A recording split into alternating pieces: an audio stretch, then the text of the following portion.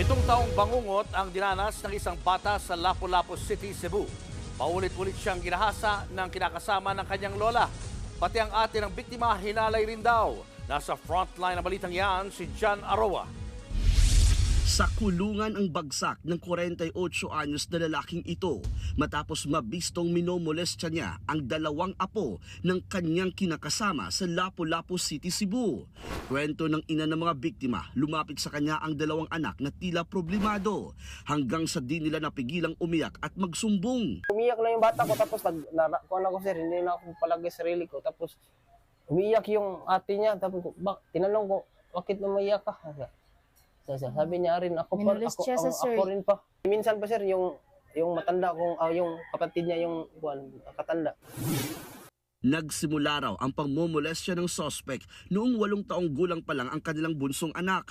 Dahil sa hirap ng buhay, nakitira muna siya sa kanyang lola. Pero tuwing wala sa bahay ang matanda, tinatakot at pinagsasamantalahan daw ng suspect ang bata.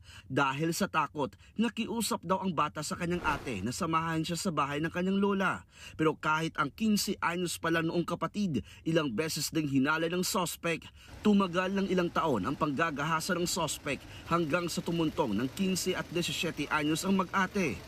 Kasi yung lola niya is doon sa suspect laging hindi siya naniniwala sa apo niya. Kaya yung bata is doon na nagsumbong sa mama at papa niya.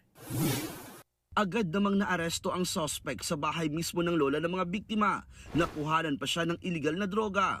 Sa investigasyon lumabas maging ang tiyahin ng mga bata. Minolestya rin pala ng suspect.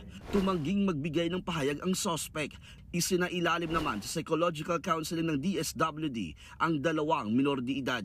Nagbabalita mula sa Frontline, John Arua, News 5. Mga kapatid, Julius Babaw po. Iba na ang may alam at may pakialam sa panahon ngayon. Para sa Frontline ng mga balita, mag-follow at mag-subscribe sa social media pages ng News 5.